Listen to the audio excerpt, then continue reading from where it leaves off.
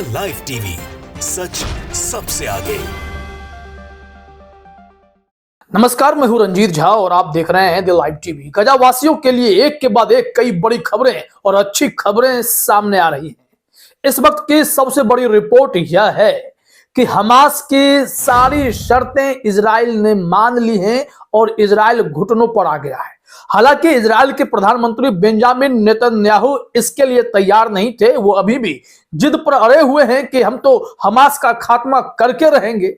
लेकिन अमेरिका की एंट्री ने पूरे खेल को एक अलग दिशा में लेकर रख दिया है। दरअसल आप जान रहे हैं कि धीरे धीरे गाजा में हमास अपना कंट्रोल वापस पा रहा है। हमास की सरकार स्थापित हो रही है, पुलिस डिप्लॉय किए जा रहे हैं, साथ ही साथ लोगों को नौकरी पर रखकर उन्हें सैलरी भी दी जाने लगी है। गाजा में विस्थापित लोगों को फिर से बसाने की तैयारी में भी हमास जुटा हुआ है। लेकिन इस बीच हमास ने 3 फेज एग्रीमेंट को इजराइल के सामने रखा। कतर और मिस्र ने इसमें एक मीडिएटर की भूमिका निभाई और अमेरिका ने ठप्पा लगा दिया। इससे इजराइल छटपटा कर रह गया, लेकिन बात माननी पड़ी है। बात क्या है 3 फेज एग्रीमेंट में, वो हम डिटेल में भी बताएंगे। लेकिन आरटी उर्दू ने जो इंफॉर्मेशन दिए हैं पहले वो देखिए, ट्वीट देखिए अपने स्क्रीन पर। अ 3 phase cease fire agreement, exchange of prisoners, Israel's withdrawal, Gaza reconstruction begins. मतलब यह कि जो कैदी, हम जो गाजा के कैदी हैं, इजराइल के जेलों में बंद हैं, उन्हें वापस छोड़ा जाएगा।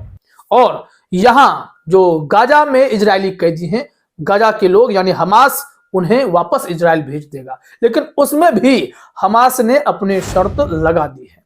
बूढ़े को छोड़ेंगे, बच्चे को छोड़ेंगे, बीमारों को छोड़ेंगे, जवानों को छोड़ने की बात अभी नहीं की गई है। इजराइल को ये सारी शर्तें माननी होंगी। इस संबंध में हमारे पास रॉयटर्स की रिपोर्ट है।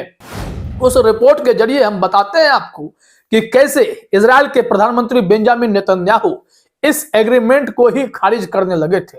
लेकिन अमेरिकी स्टेट सेक्रेटरी ब्लिंकन साहब ने खुद इस बैठक में भाग लेकर इसमें संभावनाएं तलाश ली। पॉजिटिविटी की गुंजाइश उन्हें नजर आने लगी और हमास की शर्तों पर कुछ उन्हें बुरा नहीं लगा है।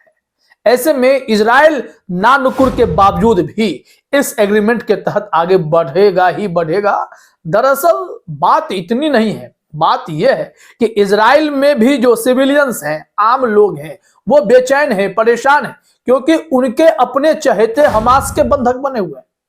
और लगातार प्रेशर इजराइल के प्रधानमंत्री बेंजामिन नेतन्याहू पर पड़ा कि आप हमारे भाई बंधुओं को कब चुरा कर लाएंगे, कब छुड़ाएंगे, कब मुक्त कराएंगे। तो ये कहते हैं कि हमास को मारकर मुक्त कराएंगे, हमास का खात्मा कर देंगे, फिर गाजा में हम लोग अलग दिशा में काम करेंगे। लेकिन इनका सपना चकनाचूर हो गया। एक और जहां गाजा में हमास फिर से एस्टेब्लिश हो रहा है, तो दूसरी तरफ सबसे बड़ी खबर यह है कि हमास ने जितनी शर्तें रखी हैं उसके मुताबिक अब इजरायलियों को फिलिस्तीनी बंधकों को छोड़ना ही पड़ेगा। आइए रिपोर्ट देखते हैं रॉयटर्स ने इस संबंध में क्या क्या जानकारी दी है, कैसे यह विवाद उठा, कैसे शांत करने की कोशिश हुई है। हेडलाइन देखिए अपने स्क्रीन पर। नेतन्याहू ने हमास के युद्ध विराम प्रस्ताव को भ्रमपूर्ण बताया, लेकिन ब्लिंकन को इसमें प्रगति की गुंजाइश दिखती है। ये जो रिपोर्ट है अपने आप में बेहद दिलचस्प है। हमास ने जो 3 फेज एग्रीमेंट किए उसमें 3 चरणों में इजरायली बंधकों को भी छोड़ने का काम होगा, इजरायली सैनिकों का गाजा से वापस जाने का भी कार्यक्रम होगा और गाजा के पुनर्निर्माण का भी कार्यक्रम होगा, सब कुछ होगा। लेकिन इसमें इजराइल के प्रधानमंत्री को लगता है कि कोई साजिश तो नहीं है, कोई भ्रम तो नहीं है, कहीं कुछ गड़बड़ ना हो जाए। इस वजह से वो इस एग्रीमेंट पर राजी हो नहीं रहे थे, खारिज पर खारिज करते गए। लेकिन ब्लिंकन साहब ने मामला फिट किया है। जरा इस रिपोर्ट में देखिए आप, लिखा हुआ है कि इजराइल के प्रधानमंत्री बेंजामिन नेतन्याहू ने बुधवार को युद्ध विराम और गाजा पट्टी में बंधकों की वापसी के लिए हमास के नवीनतम प्रस्ताव को खारिज किया। लेकिन अमेरिकी विदेश सचिव एंटनी ब्लिंकन ने कहा कि अभी भी बातचीत की गुंजाइश है, एक समझौते की ओर।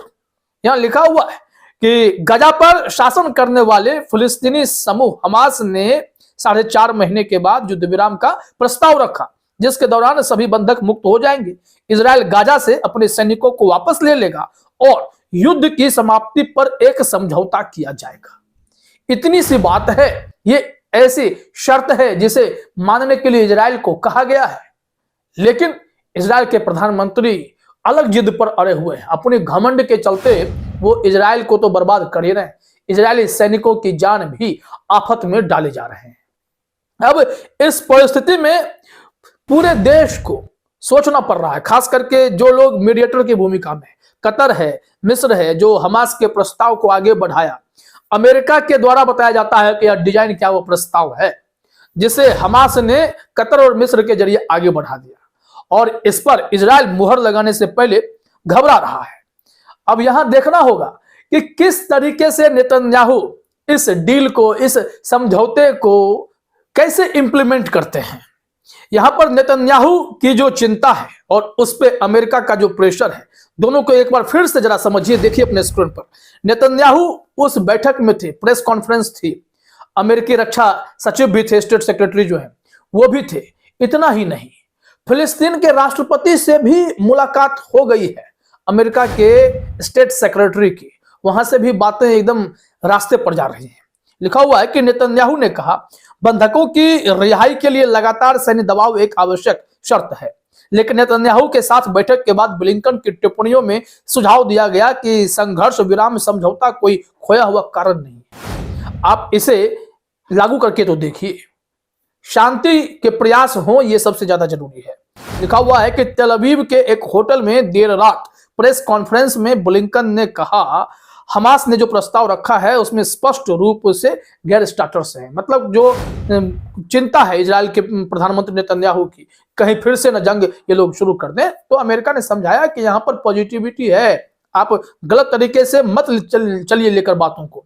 उन्होंने कहा है कि हम बातचीत को आगे बढ़ाने के लिए जो वापस आए उसमें भी गुंजाइश देखते हैं, या देखने के लिए कि क्या हम किसी समझौते पर पहुंच सकते हैं, हम यही करने का इरादा रखते हैं। एकदम साफ मैसेज है इजराइल को अमेरिका की तरफ से। यहां से अब पूरी तरीके से खेल जो है बदलने वाला है। खेल इस कदर बदलेगा कि जो 3 फेज एग्रीमेंट है उसको लेकर बड़े डिटेल में यहां पर बताया गया है कि कैसे यह वर्क करने वाला है।